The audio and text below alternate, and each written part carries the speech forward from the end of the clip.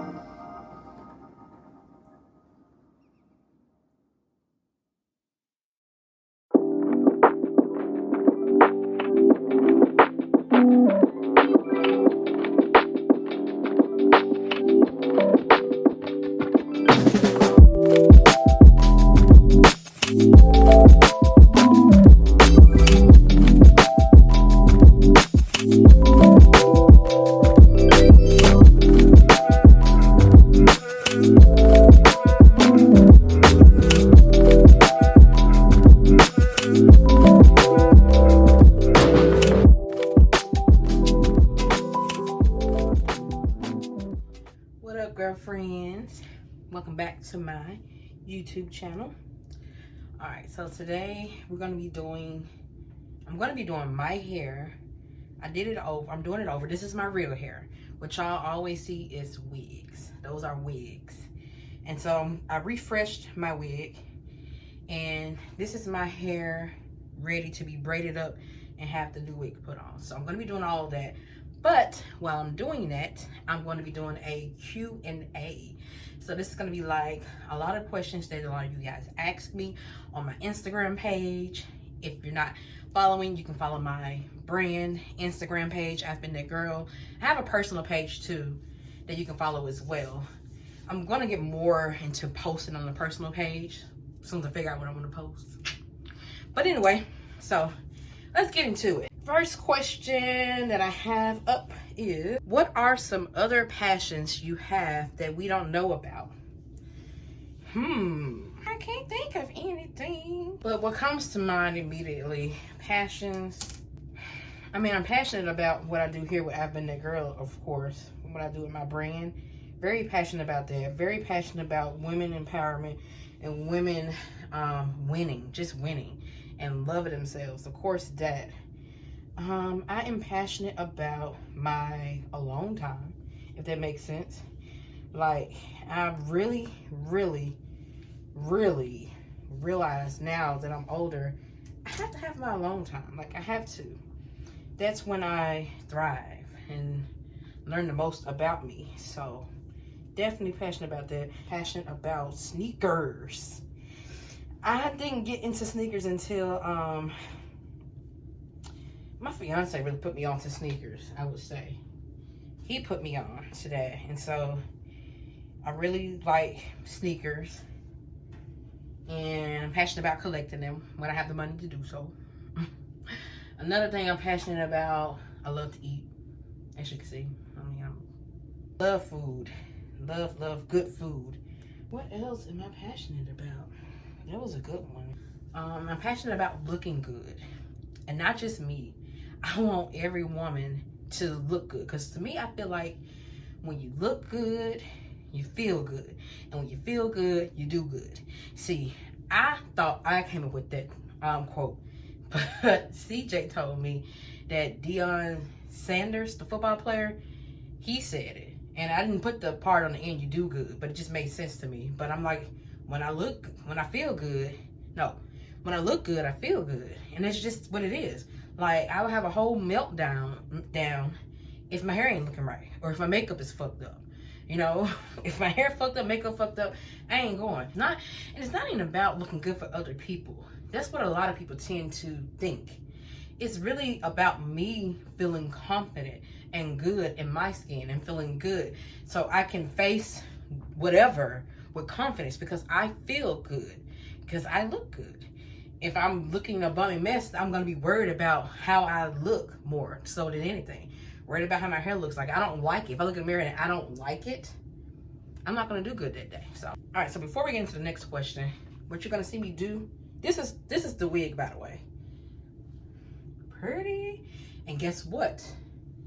This is the same wig where you seen me in the other videos with the long hair and it was straight looking. This is the same wig. Now, don't ask me where I got this hair from. I don't remember. But if you want the big poofy hair, like I always wear, the big natural looking hair, get you a wig that's like this texture, or get you some tracks, because I made this wig. I made a U-part wig.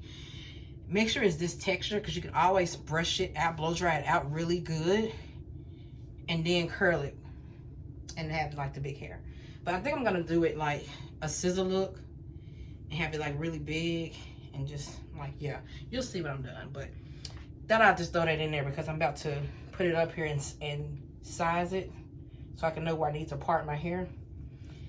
But that's a little insert about the wig. This is me just sizing it. Don't mind me. We're gonna get into this next question. What did you do when you thought of the good moments of your ex? It's just memories, you know? This doesn't mean I want them back. I got some good memories of my ex and I got some bad memories. It's just memories. So I'm not sure what you were wanting me to ask by asking that, because the thing is, they're just memories. Like, they come and go. I have bad and good ones. And the thing is, it's like, it doesn't mean that I'm not healed or anything like that. I was with my exes, each of them, for years on end. And we had a lot of ups and downs and had a lot that we went through together. So it's only natural that you're going to have memories. But when the good memories came, I let them come and go. It's simple as that. It just is what it is.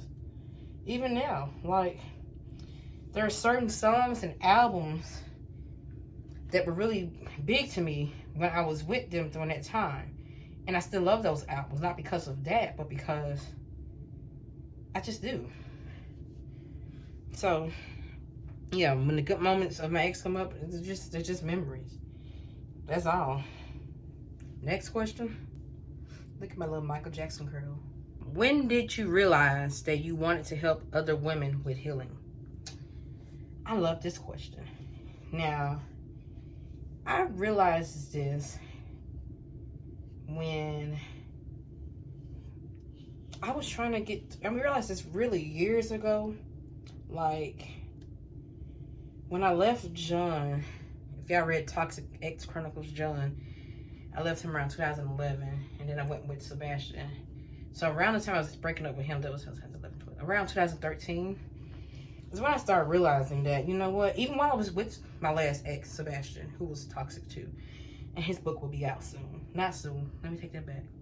It'll be out eventually. But anyway, I realized it with him, actually. And I remember telling him, like, telling my ex, the toxic one, that I was really trying to make things work with. Like, because I thought things were going to work out. Thought we were going to get married and all that shit. I mean, I remember telling him, like, yeah, once we get married and once we really make it, I want to write a book and write stuff and start helping other women to get through the shit that I've been through and this and that and that. I remember telling him that. He was like, yeah, that's good and this good and that and that. Never knew that I'd be talking about his ass, too. But, yeah, I realized it did. Now, I didn't actually start it until I got with my now fiance, CJ. I would just comment a lot on things I saw on Facebook. This is before I even had Instagram or anything. Before I had anything started. I would comment a lot on different Facebook pages.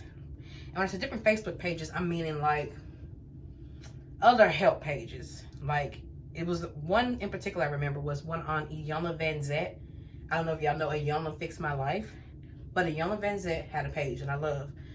And she said something about getting over toxic guys or something. And I wrote like my spiel and my thoughts and my feelings and how I got over mine in the comments. I love commenting on stuff to just, I don't know, because I like to give my tidbits. And it was always in agreeance. It was never like, no, this and that and that. It was always in agreeance. And so I remember doing that and the likes just flew up. I'm looking at like thousands of likes, thousands and thousands. And everybody wanted to see what I was talking about. And I remember CJ made a comment like, you really should do what you said you're going to do, because a lot of people tend to want to hear what you have to say and like what you have to say. And I'm like, maybe I should. And so what made me finally go ahead and start it was while he was on a bachelor trip to New Orleans with some friends, I was sitting there and I decided, you know what? I'm bored. I don't have him here. Let me go ahead and just start it. Started my Facebook page and it went from there. So, and I think another pivotal moment that happened around that time was, I remember it was these two sisters. They got shot and killed by one of the sisters' boyfriend. It happened here in Memphis. One of the sisters' name was after my little sister, I think. It was something like that. And it just, or she had my name. I don't remember. It hit really close to home. I said, that could have been us, because we both have been in toxic relationships with crazy ass guys. And we can say now, maybe not as crazy as that guy that shot and killed them two girls, but who knows? You know, who knows? They never start off super crazy in the beginning. It turns that way. They get worse and worse. The more you try to love their ass, and the more you get it. But yeah. So I recall that happening, and I'm like, I really got to start this. There's too many women going through this shit. And if I can help even just one, I want to help somebody, because I'm like, too many women have died at the hands of men over dumb shit like that, over love and domestic disputes. Too many women. So that's what really made me really go ahead and do it as well. And then it just started taking off from there. All right, measure this. Next question. That's perfect. I always get it perfect the first time. How long did it take you to stop loving someone who's no good for you? Child, look. Sometimes you may not ever stop loving them. You may never stop loving him. Let's just be real. Some exes you always have feelings for, to some capacity. It may be like a small piece, but it may still be there.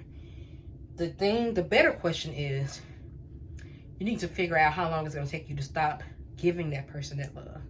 How long it's going to take for you to actually stop, loving them. Like, actually actively loving them. You can have love for them, but not give it to them because you know they don't deserve it. So, the last ex I was with, I never really say I stopped loving him. It was always like a small, tiny piece, and it's still there.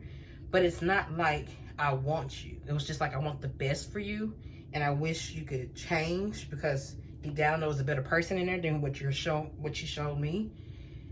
So yeah, but it didn't affect me. Now this does not affect me presently.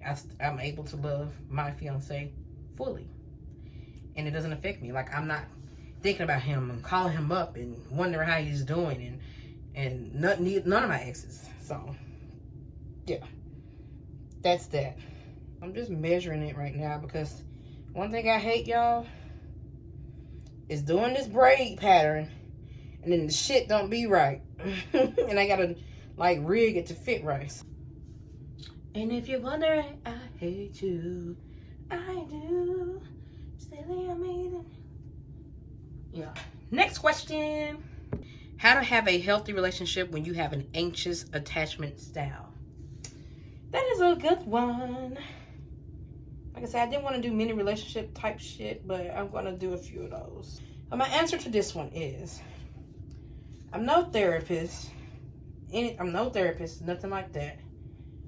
But one thing that I can say is that I possibly, and you possibly, never really had, or don't really have an anxious attachment.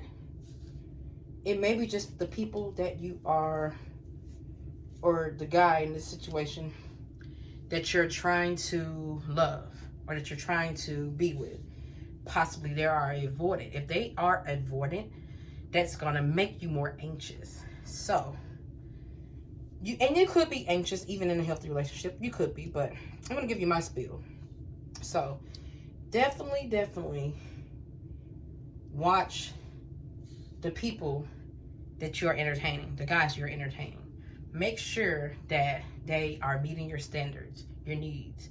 Make sure they are respecting your boundaries. Make sure that they are, reassuring.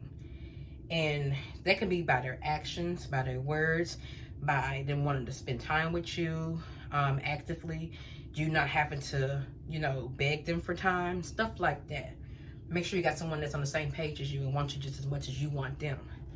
If not, you're going to be anxious, So that's how you have a healthy relationship, is by first starting with a partner that fits you and your needs and your wants and all that good stuff.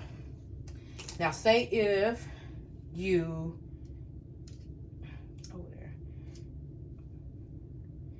say if you do get into a healthy relationship and the guy is showing you everything and he's trying his best to be there for you, and he is there and all of that good stuff, but you're still finding yourself to be anxious.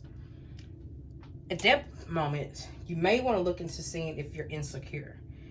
And what I mean by that is that you possibly have not gotten over your past relationship where maybe you were hurt and cheated on.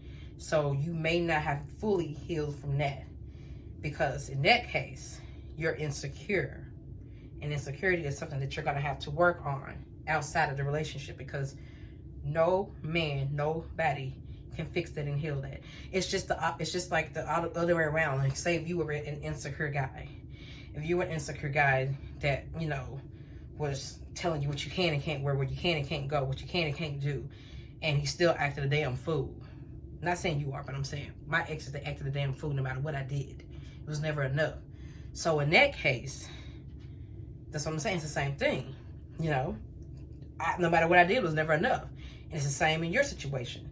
If no matter what he's doing is not enough, maybe you're insecure and need to work on that yourself.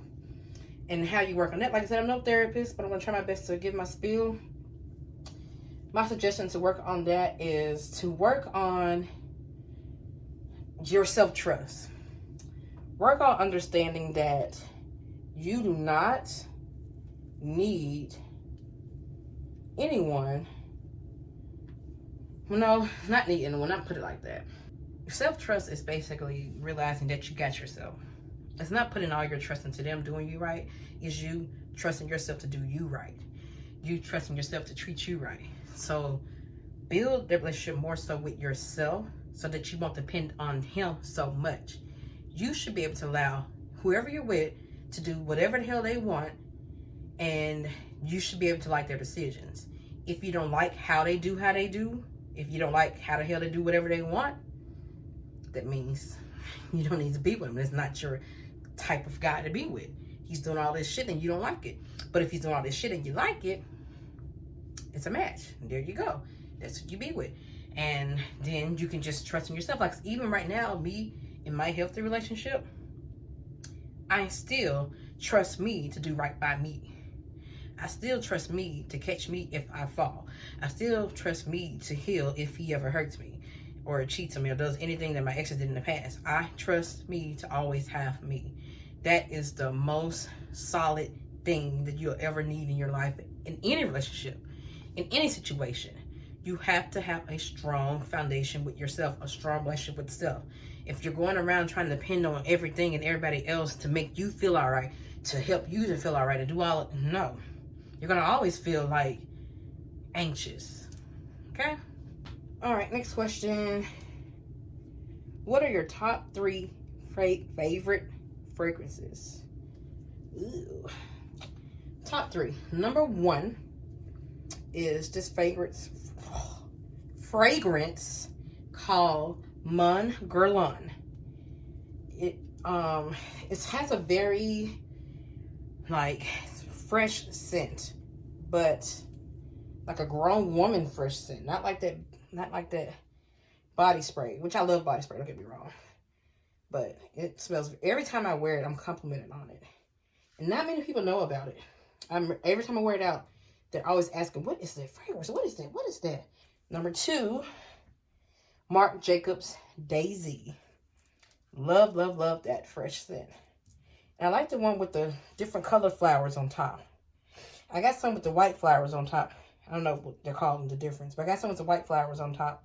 It smells good, but I like the one with the different color flowers on top the best. Fragrance number 3 is a new favorite of mine. It's called Mon Paris. It's probably not Paris, but it's spelled Paris. But Mon Paris by Yves Saint Laurent. Smells so fresh. I love fresh scents. And my favorite body spray to wear like I'm running errands or at night when I have to take a shower sometimes even, it's Beautiful Day by Bath & Body Works. It's blue. And they don't really have it in the store anymore. So I always go on Amazon and buy it from there. But those are my top 3 fragrances and a body spray. Next question. What are your favorite hobbies? Let's see. I love listening to music. Love it. Now that COVID's almost over, I'm hoping to go to some concerts. Before I went to some concerts, last person I saw in concert, the people I saw in concert that I really enjoyed was SZA. Loved it. Saw her in Texas. I saw her at the championship tour. I love that. Love SZA performance. I still got the recordings on my phone. I watch it sometimes because I love SZA performing. And I sing Ella Mai. Sing her perform. I don't remember. I sing a lot of people. But I'm ready to see some more concerts. I want to see her in concert. I would like to see Nigerian singer Tems. You may have heard her on Drake's album. The song Fountains. I love her. Janae Aiko. Still haven't seen her in concert yet. Love to see her in concert. I remember she had a tour that she was doing and it got canceled. And I didn't get tickets to it anyway because they sold out so damn fast. Other hobbies. Reading. That's right. I love to read. And growing up, there was like my escape reading. That's what I did to escape from just everything. And I love getting into the fiction books. Like, as I got older, I started reading more nonfiction. And I didn't read as much. And I realized because I'm reading all this nonfiction, let's get back into what you loved as a child. Fiction. So, I picked some fiction books back up and I'm loving them. Loving them. And I particularly love Black authors, of course. The last fiction book that I've read completely from front to back was The Hate You Give. Love that. And I saw the movie. I like the book better. And right now I'm reading An American Wedding An American Marriage, I mean. And that was on Oprah's book club. It's good so far. I haven't finished it because I've been busy with all of this. Other hobbies, sleep. Like, no kidding. I love to sleep. I'm Pisces. They say we love to sleep. I do smoke weed from time to time. I listen to music, but I haven't lately. I haven't like how it's been making me feel. I don't know. It's just my anxiety or what. It makes me feel like I'm about to die every time I smoke it, and I don't like it. Who likes that feeling? Next question. Can I find a healthy, loving relationship even though I grew up not knowing what that looks like? Yes, you can. Now, it's going to take some work because you may go through a lot of shit that, like a lot of toxic shit, because you don't know any better. You may go through a lot of bad relationships. You may go through trying to find yourself and all of that. You know, you don't have a leg up like other people that's been in healthy relationships. I mean, seen it modeled in their home. You don't have a leg up on that. So you're going to have to, it's going to take you a little bit longer to get that, to find that. And it's okay. It's totally okay. But yes, you can. And you didn't ask how, but I'm going to tell you how. And I just want to make this clear as well. Like, in a relationship, it's always going to be, it's two people with two different upbringings and pasts trying to come together. It's going to be some butting heads of that. Always. Even if your partner, even if he came up in a healthy home, it could be some things that he went through that, you know, wasn't maybe the best, or some things they may be still traumatized from or still healing from. Like, you can be traumatized even in a healthy household. So it's always that. It's always you two up against that. So that's one thing straight. You know, I don't want you to feel like that something's wrong with you because you had a different upbringing and you have all these different issues you gotta work through. They will too. But it's about finding a partner that is basically ready for what you're ready for and ready to do the work. Someone that's just as self-aware as you're gonna be. So you may not be able to heal through everything before getting into a relationship, but you can at least be aware of all the shit you've been through and that you're working on it daily or every time it comes up and you're trying to heal through it. So, because I've even done some healing in my current healthy relationship, like I have. And I'm still learning new things about myself. And when things come up, I convey it into him, communicate. Like, hey, maybe I'm feeling this way because of this, this, and that. And I'm going to work on it. And the same with him. He has things he comes to me and he may have to work on. So, yeah, you can. It's just going to take some time for you to get there. And it takes a partner that is willing to work with you and love you through it.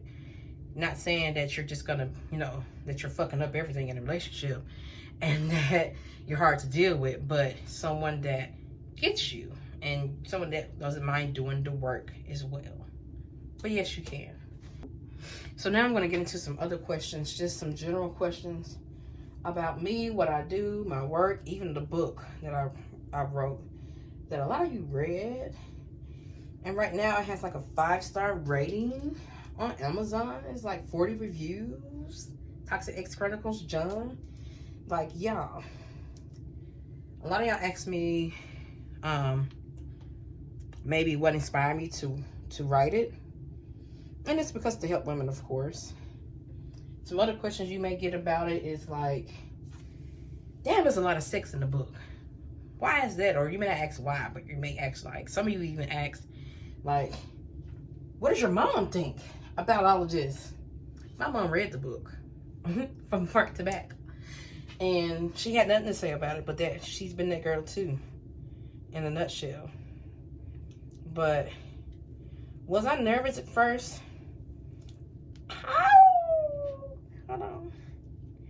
But was I nervous at first about putting those sex scenes and the sexual relations with my ex in there? I wasn't nervous while I was writing it, because I was just in the mood, in the groove, and just going.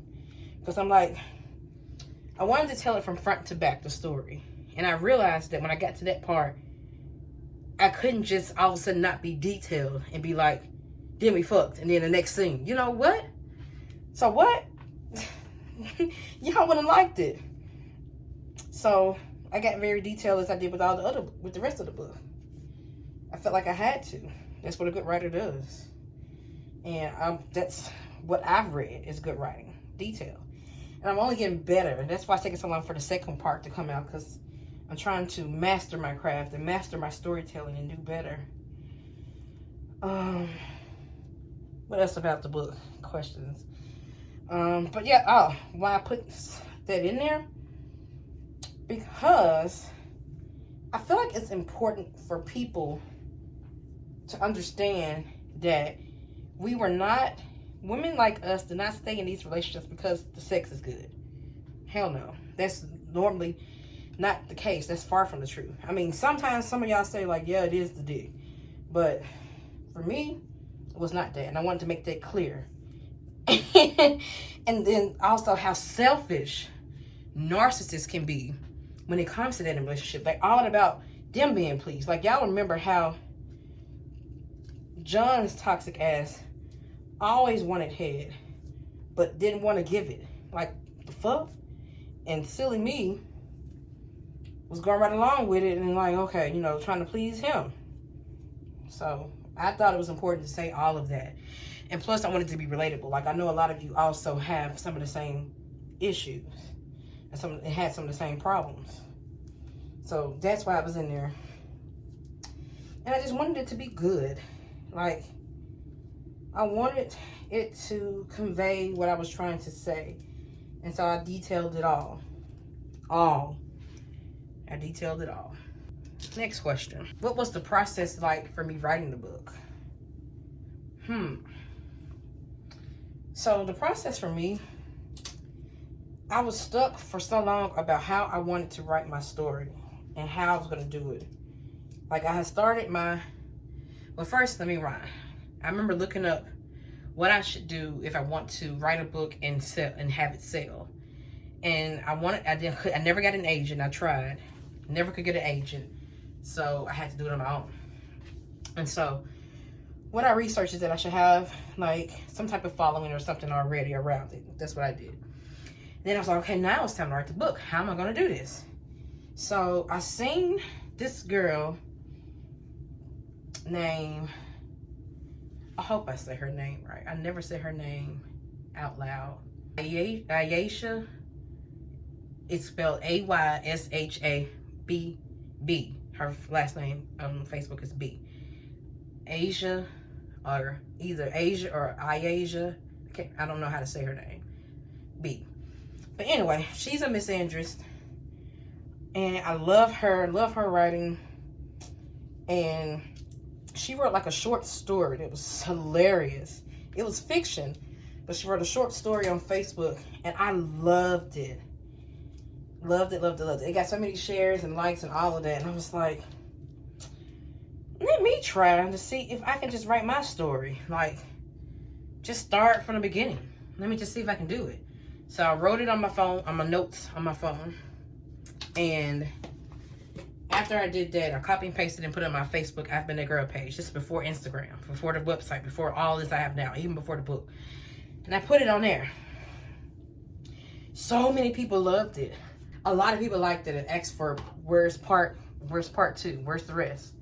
So I kept doing it. I kept writing. So I got to like midways of the story, then I decided to put it all into a book and publish it.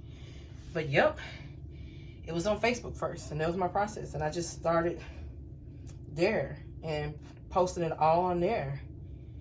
And then I decided to do an Instagram so I can do like more and engage with more people and gain more followers and help more people, all of that good stuff. And it's working. Now I'm at like 82.4,000 and growing. So yeah. What jobs have I worked? All right. First job was at Things Remembered. I worked there for a day. I don't know if y'all remember Things Remembered. Things Remembered. I don't know if y'all know the store, but it's like a store with like little trinkets and shit that you can get engraved. It was like a little kiosk in the middle of the mall. I don't know what happened. The chick that put me on the schedule, some shit, it just fell through. And I was pissed because I was young and trying to get money. And I didn't even get paid for that day. Shit. See, other jobs I had. I worked at CC's motherfucking Pizza. And this was while I was in college. And, ouch. Man, that was a hard job. Not hard, it was just, frustrating. And I'm gonna tell you how I got fired. It's funny. But I worked at CC's Pizza. It's up the street from my dorm room when I stayed on campus my freshman year at University of Memphis. So it was a walking distance. And get this. I was getting paid $5.50 an hour. And I remember in meetings sometimes, the boss would be like, y'all lucky that you get paid $5.50. I could pay you the minimum wage, $5.25. The fuck? What the fuck difference would it make? 25? $5.50 an hour. This was, of course, back in 2004 or 5. So, but anyway, worked there, and I feel like they used me and my best friend because we were hard workers and we really wanted the job. They had us doing everything. Register, keeping the buffet stocked, catching the damn oven. The oven has like the little things and the pizzas roll off. If you don't catch it, the pizza will hit the floor. And I have pizzas hit the floor a lot. But anyway, just need to hear it there. They had us doing all this. So they had me catching the oven, cutting the pizzas, and stocking the buffet, and helping the customers. I got tired of this shit. And it used to show on my face. Like, I have a resting bitch face. I never knew how it looked when they used to come up to me, but I can imagine something like this. Like, what? Okay. Yes. But anyway, I'm going to tell you how I got fired. So, I don't know if they still do this, but back then they had a secret shopper come in. And, you know, he came in often in that store. And so, I happened to be the one. We got a bad rating. And there was a whole lot of other shit they gave us a bad rating. Not just me, which pissed me off. They fired me because of that. But anyway, they gave me a bad... They mentioned me saying, the girl behind the buffet, when I asked her for a certain pizza, she just pointed at it. And the girl behind the buffet, this and that. And he said a few things about me. And he said a few other things about the whole story as a whole. It wasn't just about me. And so, brought my ass to work for them to fire me. After that, I remember I worked. I'm just run down quickly what I did. Other stuff is not as... Well, one of them is kind of interesting. The next job after that was at this interviewing place where I met John. But it was this interview, what they call interviewing place. And what it is that you basically make outbound calls to people's houses and ask them to take surveys for different shit. Like, about the different household products they like. About political shit. Whatever they gave us, and we had to call out. And they had to meet certain criteria, like we had to ask them their age, their income, shit like that. And see them meet the requirements for the survey. Then we do the survey. So I did that shit. Fast forward to now. I worked in a call center recently. This was about a couple of years back. Worked in an AT&T call center for 5 years. And y'all, that was some good money. But it was hell. Hell. So stressful. Not the actual people at work. Not them. Not the... I love the employees. And I like the managers. The customers. Oh gosh. Can you imagine? I did technical support and billing. Whatever else. We did everything. Can you imagine being yelled at all day long? People calling in all day long. Back-to-back calls. You get off one call for being cussed out. There's another one. I remember I used to go to the bathroom and cry. I hung up on customers. Yeah, I wasn't supposed to, but I would hang up on people. Ended up going on a leave and then go back. I went on a paid leave that they offered, and I had to keep going to therapy. So I went on a paid leave, and I was still going to therapy. Did that for about a year, and I didn't go back. Ended up getting a job less stressful at Nike. But I still didn't like that shit. And I'm going to leave from that right now. And I'm about to quit probably. Yeah, that's out. And now I'm doing this. Yeah. Now I'm doing the coaching. I'm a mindset and intuitive coach. And I love it. And I set my own hours. I just love it. I love what I do now. Next question. What shows am I binging or watching right now? Right now, I love this show called 20s on BET. That's written and produced, I think produced by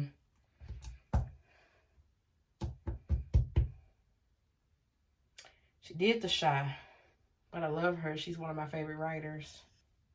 Binge watching though, that means like watching all the way through. I love the show on Netflix called with Kevin Hart, True Story. I binge watched that. I'm watching Insecure right now, but I've been watching, so I'm not really binge watching it. I'm about to binge watch Harlem on Amazon. If y'all ain't never heard of none of these shows, I say get into it. What else?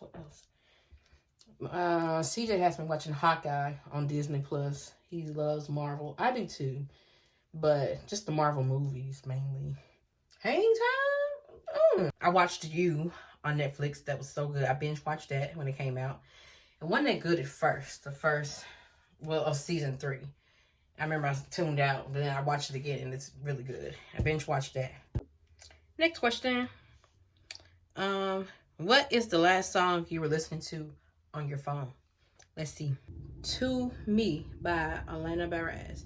And that's the song that goes, I'm not asking for too much. I'm asking the wrong motherfucker. Just cause we're in love doesn't mean that we're right for each other.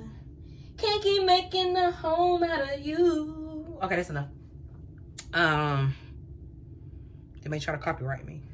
Top 3 female music artists out right now. Janae Aiko. That's number 1. She's my Pisces sister. She's 3/16 born. And I'm 3/17. SZA. And I'm gonna have to say her. Yeah, it's a lot more I love, but Janae Aiko, SZA, and her, top 3 out right now that I love. Next question. Top 3 male music artists out right now. Brent Faiyaz, how you say his name? I like this guy named Destin Conrad. He's new, but he's good. Who else? I don't know. I listed a lot of male singers. I guess Drake. Yeah. He sings. He's not really. Yeah, Drake. Next question. While I'm doing this, yeah, and whoever may be watching this for tutorial reasons, all I'm doing is, this is my braid pattern. I'm going to sew. Low battery. I got to get my charger. I'm going to sew these 2 down together because this is the anchor braid. The wig's going to be sitting on the anchor braid. But yeah, and I'm just braiding it down. And it's just braided down. And I'm sewing the little braids that were hanging. I braided them together. And I'm sewing them up so they're out the way. But yeah, that's a quick tutorial for y'all that I'm following for tutorial reasons. And next question. What or who inspires you? So many people. Some main things that inspire me. I love people that have beat all odds and made it. Like, I love seeing started from the bottom and up stories, because I feel like if they can do it, I see where they started and moved up, I can do it too. That's my thing. I never look at someone to compare. And I suggest anyone that does that looks at other people to compare, to, instead of comparing, look and see how you can do it too. In your own way, of course. But you can do it too. What else inspires me? Some earlier people that inspired me were Oprah. Oprah really inspired me in the beginning stage when I used to watch her show. I just love the introspection of a lot of her things. I love the way she made me think. I love her story, her come up. I loved a lot of things about Oprah and still do. Janae Aiko inspires me. I really like her vibe and I really like what she has to say. I feel similar to a lot of ways that she do. And yeah, give him what it's supposed to give. Cause this right here is, you see how that's missing?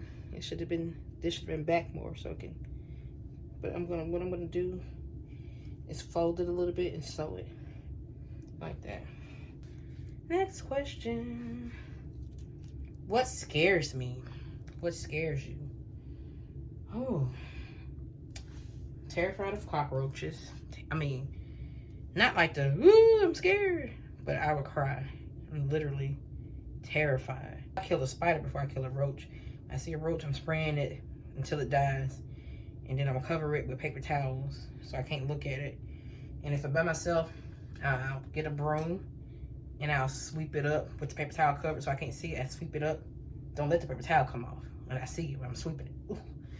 And then I just dump it into the toilet and put the toilet down and flush it so I can't see it. But when CJ's here, CJ, it's a bug, and he come get it, kill it and everything. He'll get a paper towel and just pick it up, crunch it in his hand and throw it away. What the fuck? What else scares me? Dying scares me. I know, a lot of people be like, they're not scared of dying. Everyone I try to have this conversation with, I ain't afraid of dying. I guess that, like, they know what's gonna happen, or they know, I don't know, or they have something about, you know, Jesus and they're gonna be with him and all this other stuff. I'm not religious, I'm spiritual, so I don't know what's really gonna happen. I just know that, like I say, I can believe that my spirit will live on and that I'll be in spirit form, because I'm like, this is just your meat body. You still have the spirit and soul within. So I get that part, but who wants to die? And I guess it's more so with me. I'm scared of dying before I actually make it. And when I say make it, I mean be everything I want to be, do everything I want to do. I don't want to have an untimely, and I say quote unquote because I don't believe it's untimely. It happens in the time it's supposed to. But I don't want to have an untimely death before I get to experience all that I'm supposed to experience and all that I want to experience. Anything else I'm scared of? Nothing I can think of. Do you want kids? Maybe, maybe not. I used to really want them. I don't really care to have them now. No. Maybe, maybe not. What keeps you going? That's a hard one. And I'm going to tell you why, because I'm not influenced by money and how much I can make. It's not an influence of mine. I guess what keeps me going is the life that I envision myself having. That's what keeps me going. Like, thinking about the girl I want to be, the things I want to accomplish, the things I want to do. That's what keeps me going. Next question. What's your favorite curse word? My favorite curse word. Fuck. Like, fuck. That's my favorite curse word. Next question. What is your go-to style? I love looking cute and comfortable. Like, comfortable and chic, I guess you would call it. Like, I like looking put together, but comfortable. If it's going to be a heel, it got to be a comfortable block heel. I've gotten into mom jeans because they are flattering on my figure and had my fupa, my stomach. Shit. That's my go-to style right now. It's just cute and comfortable. And anything that shows my cleavage is a plus. And you can think what you want. Oh, it's trashy. Oh, show your titties. And I don't give a fuck. I like showing my titties because they're big and nice. And then when I say showing, I mean like bam. I mean just like a little peek. They're sexy and voluptuous. And I love how it makes me feel. And I like them. I like them a lot. So, yeah. Anything that accentuates those two things, my booty and my titties, I'm wearing it. Like, I'm going to do a getting ready with me. Fuck! Shit don't mess. Fuck. Fuck. The string done got messed up. I hate when it happens. I was on a roll too. Anyway, next question. Who is a style icon to you currently? Style icon to me. I'm going to call her iconic. But I love her style. The singer her. I love her style. It's like my style. It's very chic, but comfortable, and very cute, but sexy. It's everything wrapped into one. It's just everything. It's not too flashy. It's just perfect. I love her style, her stage presence, and her style. I love everything she wears. I love Sweetie style. I love her style, especially when she went to the Met Gala. I love her style, just period. She's also a sneakerhead. So is her. I love their styles. Any icons? I can't think right. I like Rihanna's style too. That's all I can think of right now. Next question. Bravest thing you've done? Ooh. Quit my job. Well, I haven't quit yet. But I guess something close to that would be when I was working at AT&T that I was just telling y'all about, and how stressful it was and shit. I left and went on leave, and I was so nervous about doing it. And because I'm like, I've seen a lot of other people at work doing it, but they were doing it to get over. Some of them were, some of them weren't. But a lot of them were doing it to get over and just to get some time off work that was paid. I don't want to be looked at like that because my job was important to me at that time. I mean, any job I have is important to me because it's my job. And I'm going to be serious about it. Whenever I feel like I'm losing my integrity and can't be serious about it, it's time for me to move on. Because I don't give a fuck no more. That was really brave to me because I'm like, that was me admitting that I was burnt out and that I had a problem and that something was wrong. Usually I just worked through it and pushed through it, but I couldn't anymore. And felt like I was very brave to do that and advocate for myself and do that. I'm very proud of myself. I feel like I'm brave for doing this work and putting myself out there, especially what I did in the book, putting all of myself out there.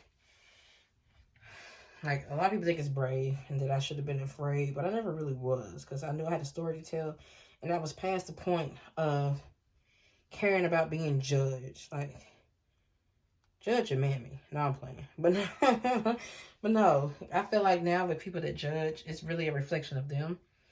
And not only a reflection of them, it's just really them projecting. You know, they're projecting their own fears, their own perspective, their own whatever onto you, and they're judging you for not being like them, thinking like them, or whatever like them.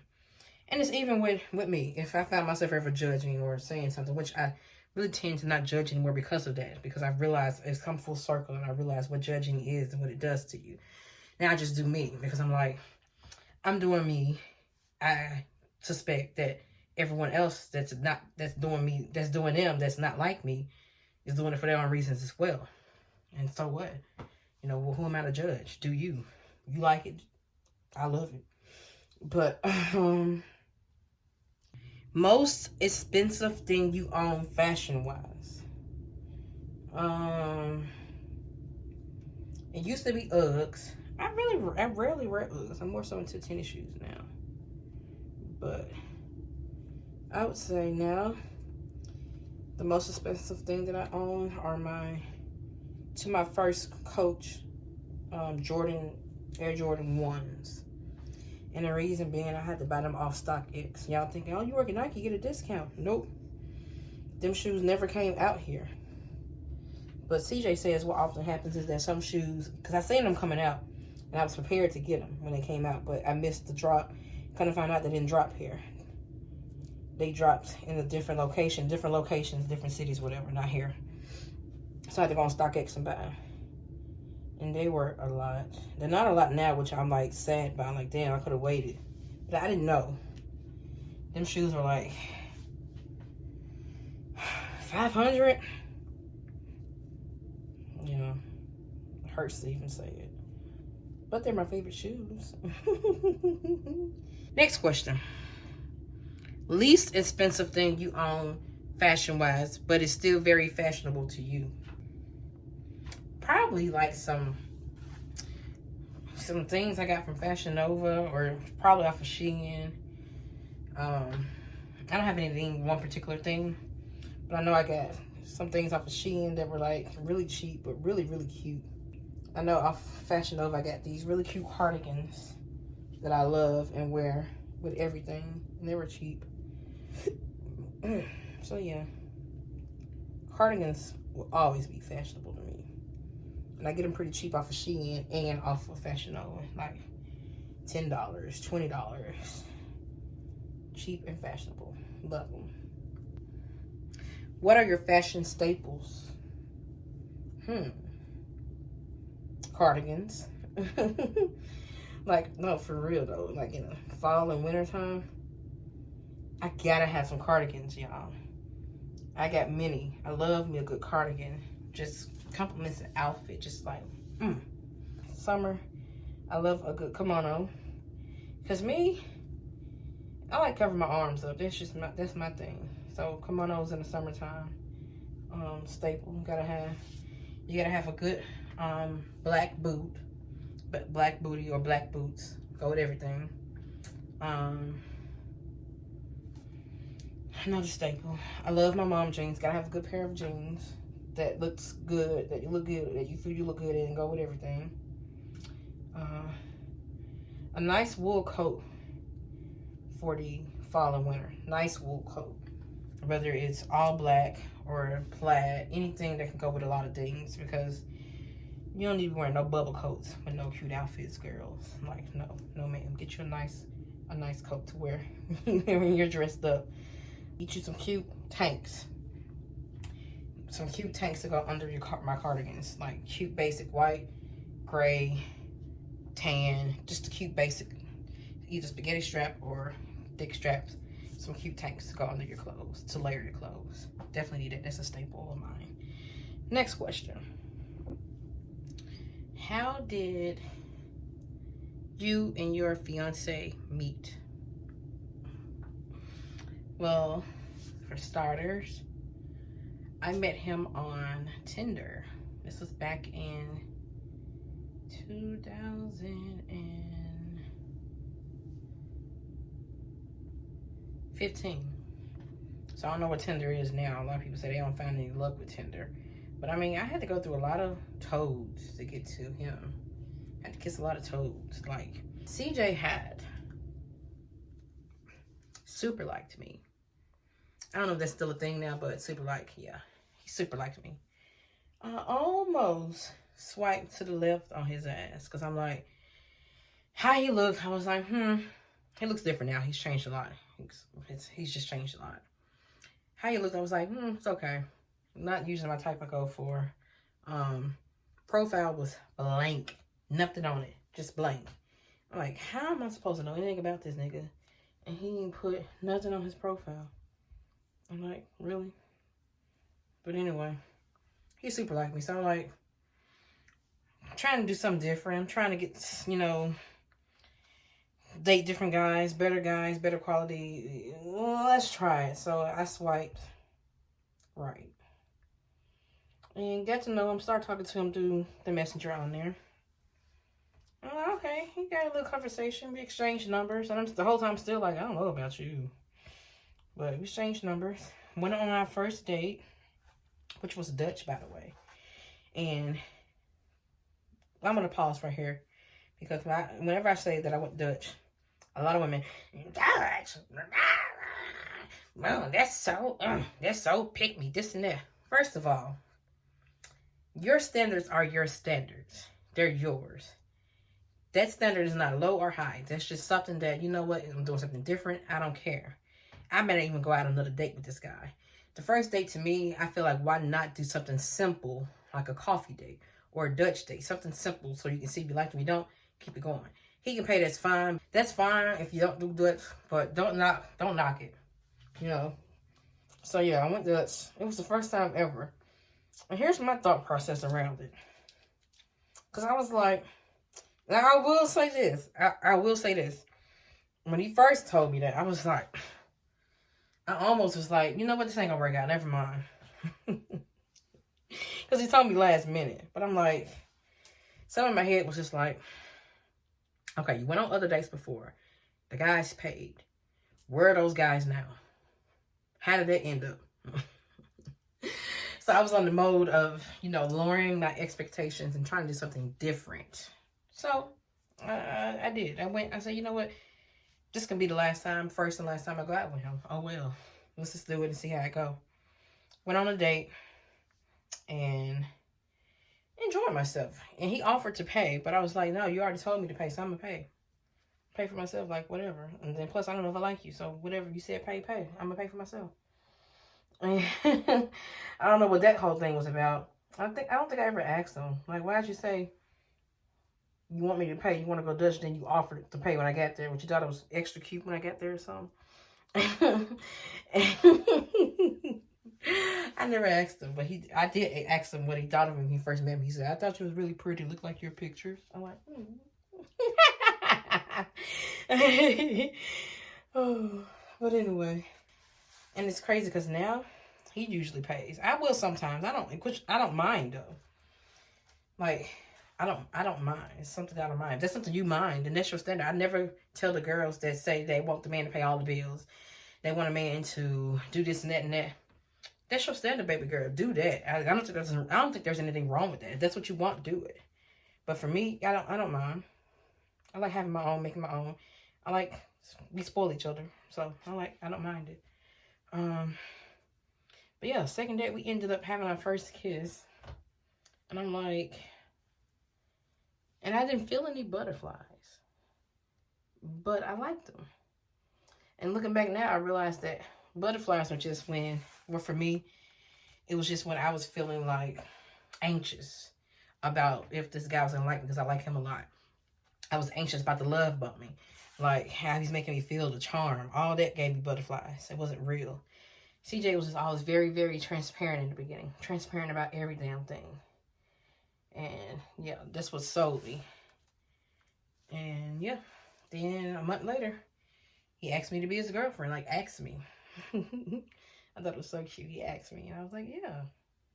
And he said, I love you first, too. Anyway.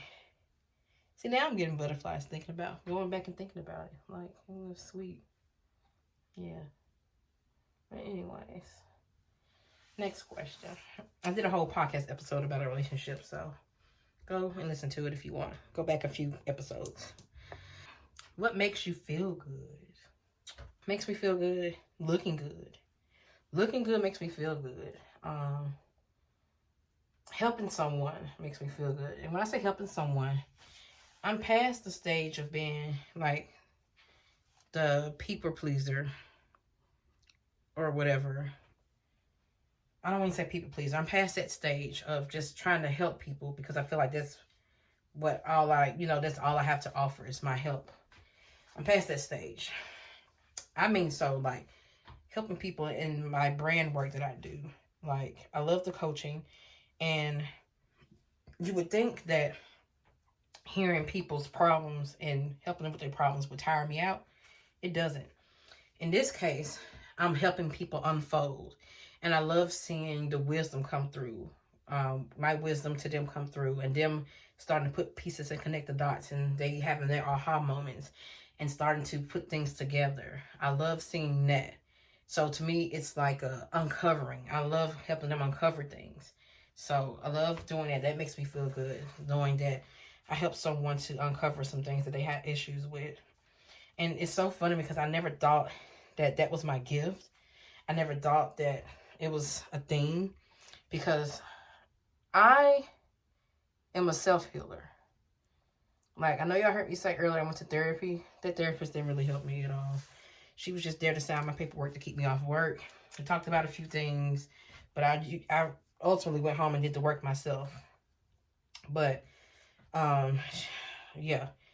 Sleep. I can't think of anything else off the top of my head. Next question. Who do I admire? But I admire the people that started from the bottom, now they're here. Started from the bottom, not the whole. Yeah, I like people that start from the bottom and work their way up. I love success stories and achievement stories and people that beat the odds and just I love that. But I admire people like that. I admire women that admire themselves. I admire women that love themselves and that dote on themselves and just be like, you know, I'm all that. Yes, baby girl, you are.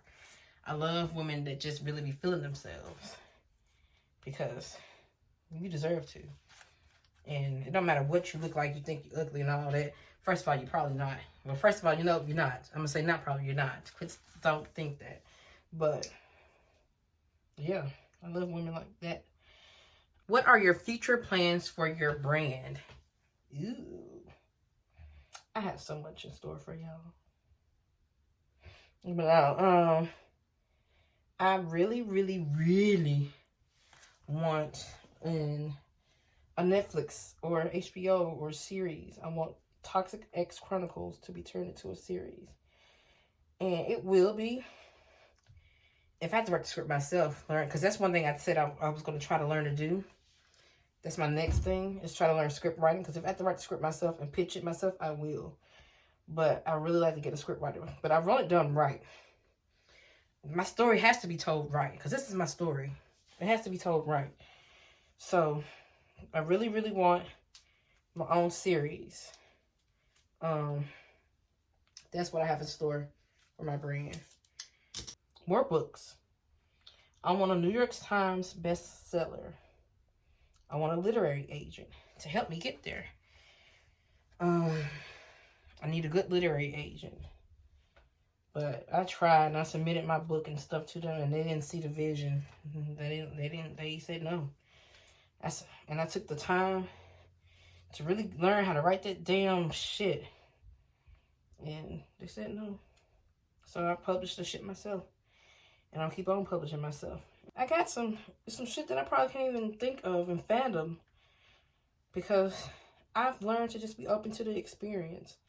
And to whatever happens, happens. Sometimes I get better than what I'm dreaming of. So, I'm open to that. And for those watching tutorial reasons, or they want to know about my hair and what I'm doing right now, I'm going across the back, and I'm just throwing it on the ankle braid, in and out. Like, let me show you.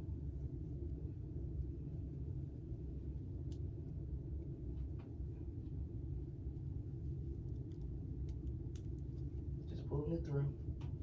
I hope y'all saw that. If you did, I'm sorry. I got any more questions.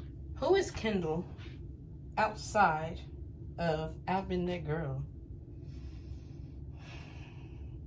That's what you're seeing on this YouTube.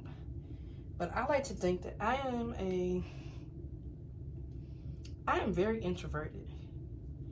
Like, what you seeing me do this was hard for me to come to terms with doing at first. I am my home body. I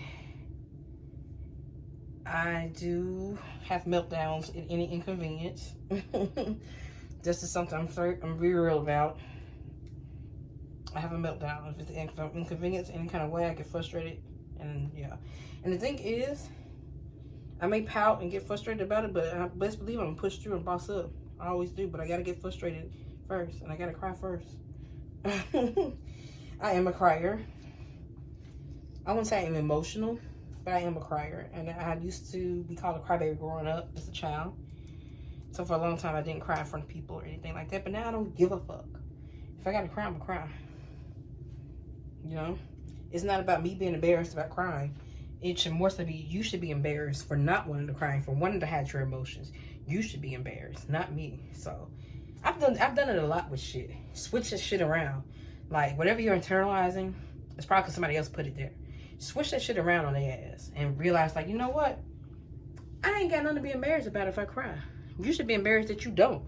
You should be embarrassed that you hide your feelings. So, yeah. Anything else outside of,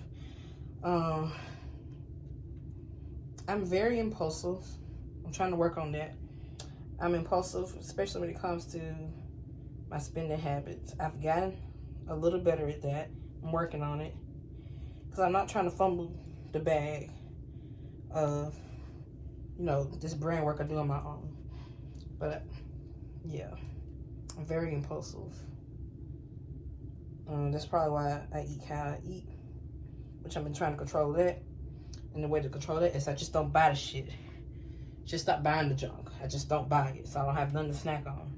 I go hungry before I snack on something. Who else am I? I like people, but I don't like people. I like people, but I don't too. Like, sometimes people annoy me very easily. And it's only because, you know, people are being themselves, you know. I probably annoy people too, but I'm like, that's why I like being to myself. I feel like there's so many layers to me. There's so many layers. What lessons or lesson have you currently learned or are learning? I like that one. Kind of goes with what I said a minute ago about impulsiveness. I'm learning to have a little better self-control with a lot of things, and to not be so set on having instant gratification. I'm learning to just do the work. And when I say do the work, I mean like my brand work. Like, manifesting is fine, but I realized that you have to be careful how you're manifesting and what you're manifesting. Some things you're manifesting, you know, you're not thinking about the work it takes to get there. So that means, like, are you even prepared to do the work? So you're manifesting something that's probably not even for you, or trying to. So what I've started doing is manifesting what I want and what my goal is, but then just really getting off my ass and doing the work. Like, I'm learning that doing the work, for me, it really makes me feel good. Like, I used to be on my personal Facebook page a lot. I'm not anymore, because it kept making me lose my focus. So I'm not on there as much. I don't scroll as much. Not even on my Instagram. My personal Instagram, I mean. Because it's really a distraction for me. It may not be for all, but there's so many different people's opinions on Facebook. And it just frustrates me and gets me out of my frequency, out of my element, seeing some people's, you know, opinions. Because everybody's entitled to their opinion. But some opinions, I'm like, shut the fuck up. Because, like, and it's like, yeah, have your own opinion, but it's like, god damn, do your opinion gotta be that? Like, the fuck? Or some of the shit I hear, I be like, just, it infuriates me. Something I've learned when I see that, just get off Facebook, or either I put them on snooze, or I unfollow them. I'm still friends with them because, you know, I may want to not check in on them, but like, I'm cool with them. And like, some things they have to say, not everything, but a lot of people I just put on the unfollow. Like, fuck that. Like, fuck that. And some people may argue, just unfriend them. It's not that deep. It's just that I don't agree with your opinion, so I don't want to see your opinion on things. But I like you, and I like, you know, maybe your selfies. I like your style, your clothes. I like other things you post. I like some of the things you have to say. So no, I just want to control when I see you on my timeline. So I unfollow you. And then I got to the point, like, some people unfollow me. Shit, I don't give a fuck. I'm just like, you want to unfollow me. And so that's something I'm learning. It's like, I'm learning that my peace comes from basically just not giving a fuck. Like, when you really think about it, like, some of the stuff you give a fuck about, like, is it really worth it? Giving a fuck about? Like, and it's usually not. And it's usually just an ego thing. Like, not everybody's gonna like me, and I don't care. I don't like everybody. It's like, once I get to the point of realizing that I don't even like everybody, so why expect everybody to like me and follow me? I don't care anymore. And it's not saying that I'm gonna be a bad person. It's just saying that I stopped caring so much about that shit. Just do me. And yeah.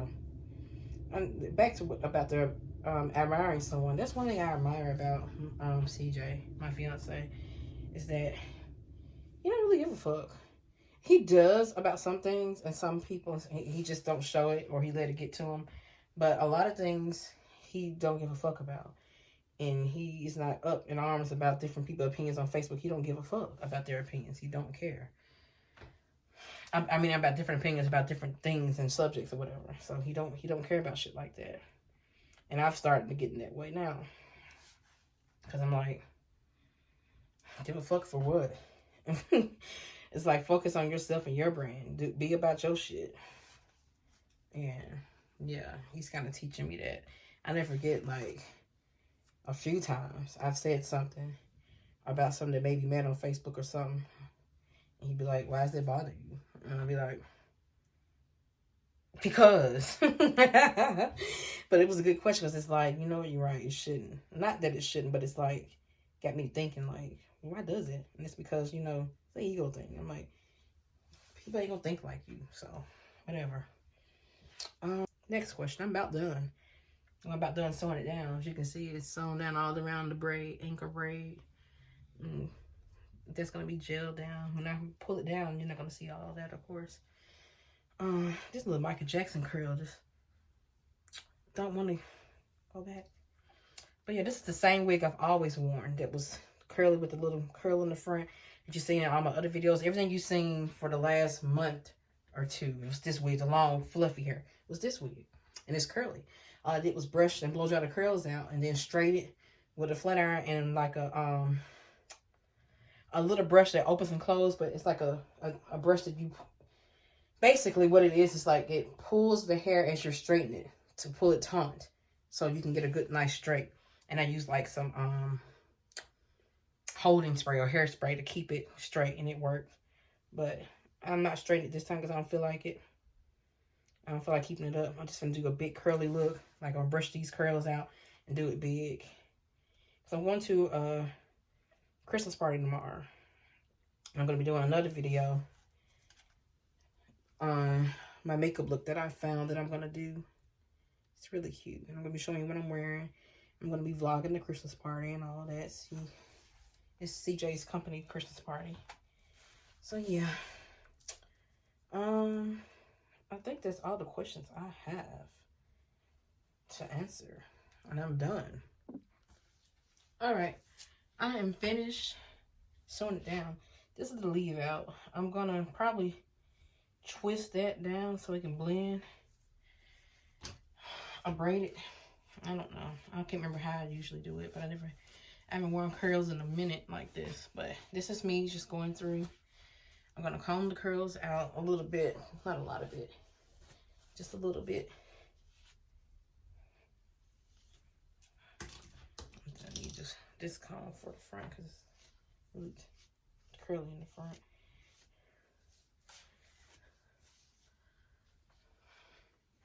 And so then this will be curled and like tossed over that way. Have a little bit covering that up. Just a little. So I want it like scissors, damn it. And I really want some new hair, but your girl can't afford it right now. My hair is expensive, just a little bit. Does one side look longer than the other? It do a little bit, just a little bit. I'm gonna trim it.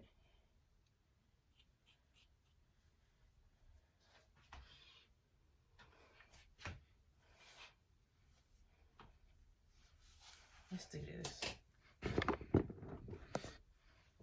There.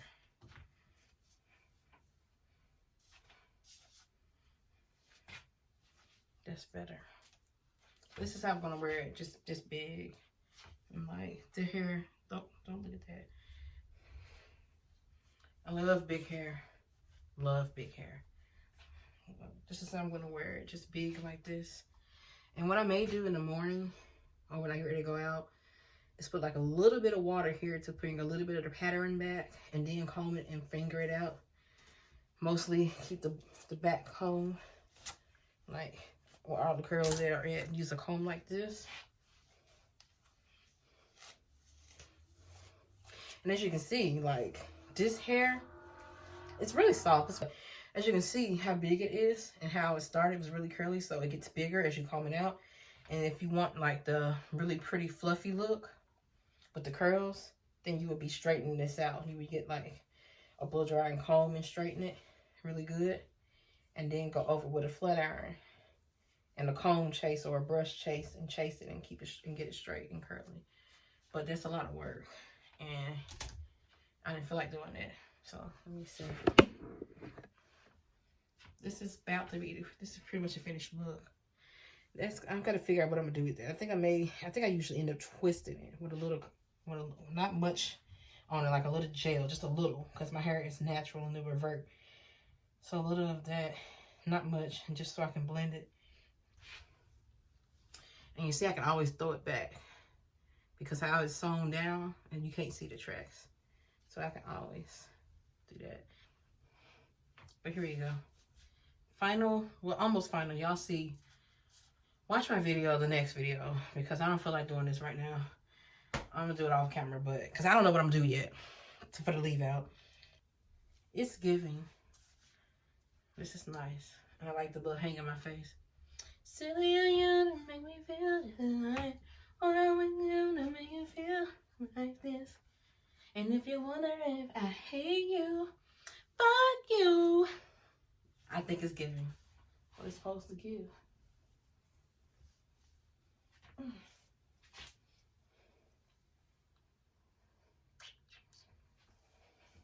Yes. It's the back. I'm always the girl with the hair because I've always loved hair. I gotta have hair, big hair. And I got a lot of hair. I like my hair, but it's just hard to manage. I know how to manage it and do cute styles. And if it was like this, I would wear a weave, but it ain't quite there yet. But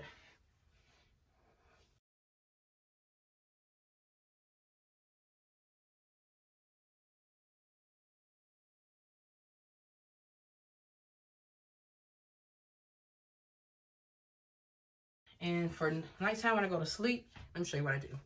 My long bunnet off of Amazon came in a 3-pack. Just toss that back. And sometimes in the morning when you wake up, it may be like a little matted or a little like dent. All you do is just a little water, fluff it back out. Like water and fluff. And I like a lot. So yeah, this is giving. That's why I love this hair. It's so versatile. I can straighten it out or have like this. I always buy my hair like this. But this is how I sleep. Tuck it all in there. Like I said, this hair is so low maintenance. Like, you just tuck it in there. And don't put products on it. Unless you're straightening it, then you won't have to put a little product. But for this, no. A little water, maybe a little oil. For if it's a little dry looking and you want it shinier. A little bit of oil. Not cream, because it's going to weigh it down. A little oil. That's it. And a little water. And then you do that, and then I just comb it and fluff it back out and big it back and make it big, because I like mine big. And there we go. Oh yeah, I gotta do my leave out. But this is how I wear it. And the hair just hangs in there.